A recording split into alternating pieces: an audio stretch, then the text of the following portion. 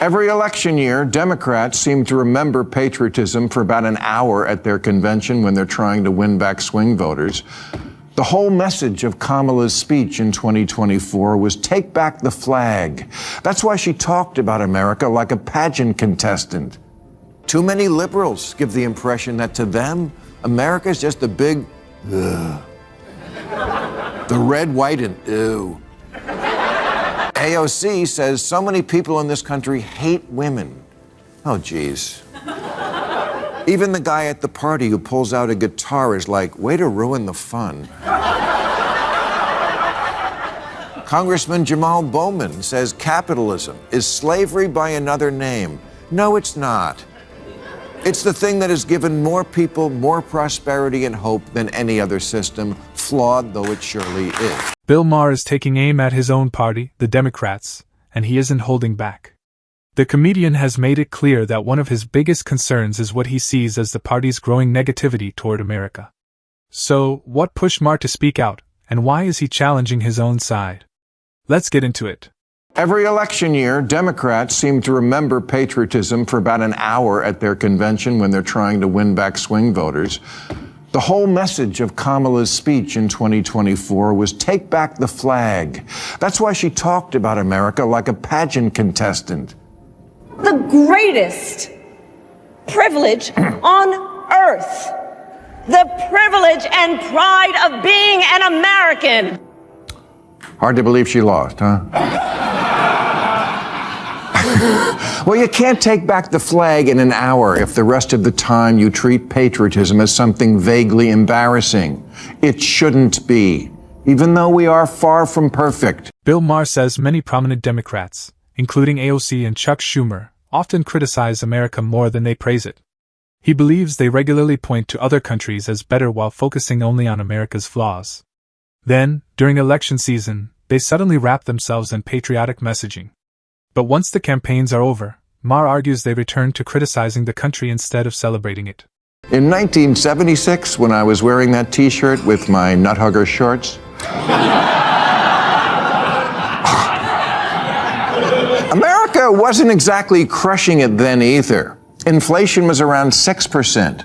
Mortgage rates were almost 9%. There was actually a thing called the misery index. The average person earned far less than they do today. They had a smaller house and watched a tiny TV that had 3 channels, mostly I Love Lucy reruns. The closest thing we had to euphoria was Three's Company. Maher also rejects the idea that America was somehow much better in the 1970s or 1980s. He argues that today's quality of life, technology, and opportunities are far stronger than many people admit. Maher even says the country is in a better position today than during some previous Democratic administrations, a view that directly challenges many talking points within his own party. Too many liberals give the impression that to them, America is just a big, ugh. The red, white, and ew. A country that started out bad and will always be bad, founded on an unrelenting history of sucking and unable to change. But we have changed a lot. Democrat Cori Bush tweeted, "This land is stolen land and black people still aren't free." And this was on the 4th of July. Really? Not that I give a shit about the 4th of July. I've never been a rah-rah guy. But I am a perspective guy. And that's what too much of the left has lost, perspective. 72% of black people under 30 are optimistic about their future in America.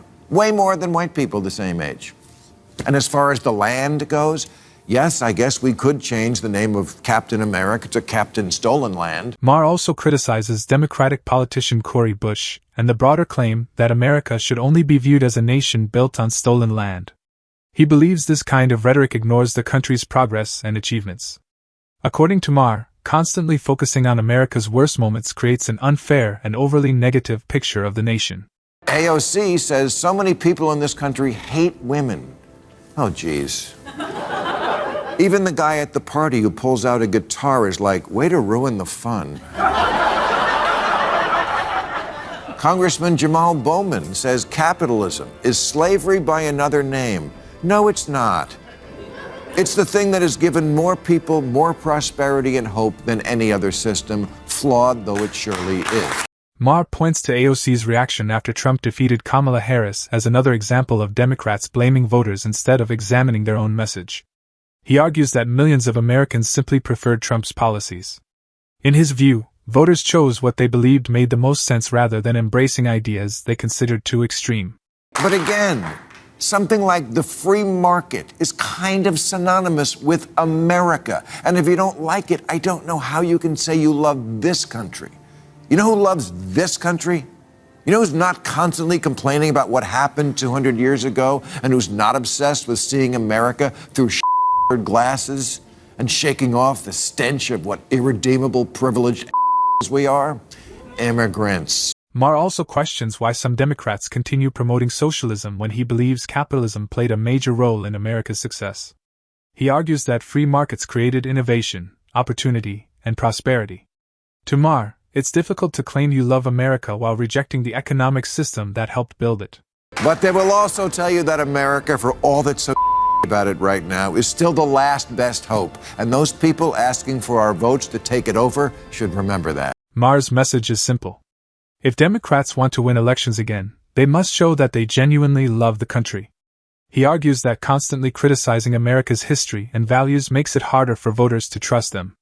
While America has flaws, Maher believes it remains one of the greatest countries in the world. If you run for office in America, you have to want to live here. I bring this up because there was a video that made the rounds recently by a woman who said she was a proud progressive and was running for state representative in New Hampshire, and yet posted this. Is there a place we can move that people would be happy to have us, that we're not gentrifying or colonizing? I don't want to be a problem, but I need to get the out of this country. This country. The one you want to be elected to a leadership position in? What was your campaign slogan? America, a shining on a hill? Maher also says that anyone running for office should actually want to live in America. He points out that some people have publicly said they would leave the country when elections don't go their way, yet later asked Americans to vote for them. Maher believes that sends a confusing message to voters. Again, I'm confused by this political message. Vote for me because I hate it here. Now, does America have big problems? Yes, I've often cited the America sucks list. Things like being 54th in the world in infant mortality behind Cuba, 19th in literacy behind Russia, 72nd in female representation in government behind Iraq. A lot of work to do here. And is it possible for a country to lose itself so much that leaving it is justified?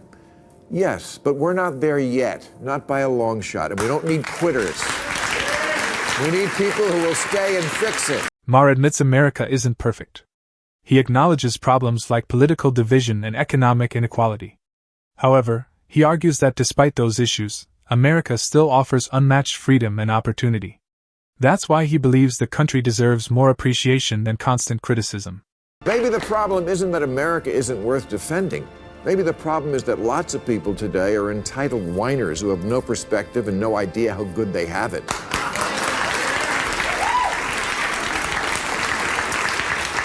59% of self-identified liberals say there have been times when they considered leaving America for good, like after NBC canceled The West Wing.